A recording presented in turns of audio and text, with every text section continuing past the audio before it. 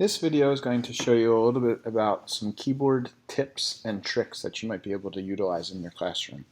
So in order to do this, I'm going to find the Notes app, which is the last app down there in the bottom right hand corner. It usually comes standard on any iOS device. So I'm going to go ahead and I'm going to click on that.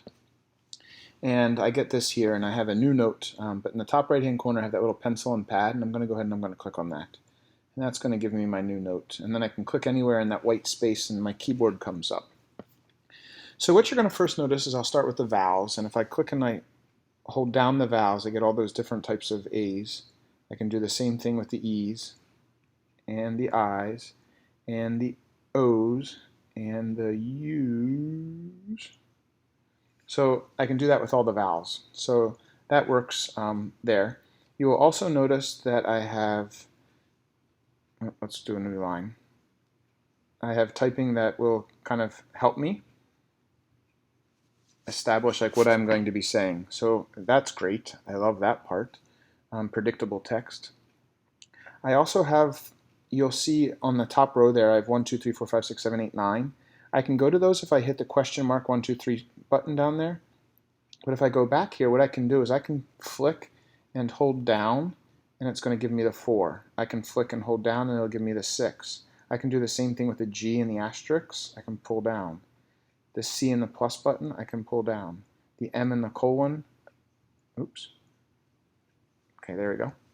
So those are just little kind of shortcut things that you can do, which are wonderful. Make things a whole lot easier. I also have the microphone that I can dictate my speech. Period.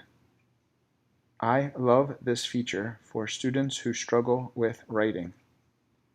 Exclamation point. And then I can hit the keyboard and I can be done. And you can see how accurate it is.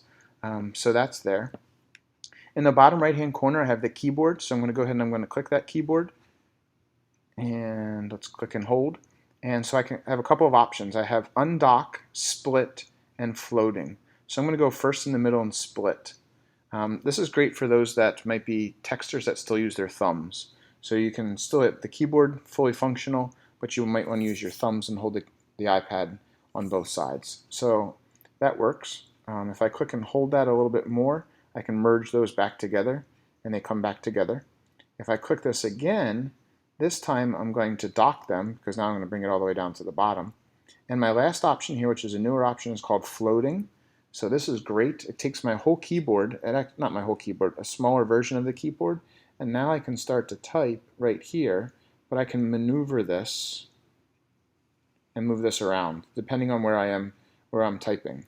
So that was always a problem with some of the older versions of iOS, is that the text always got behind the keyboard. So this becomes floating.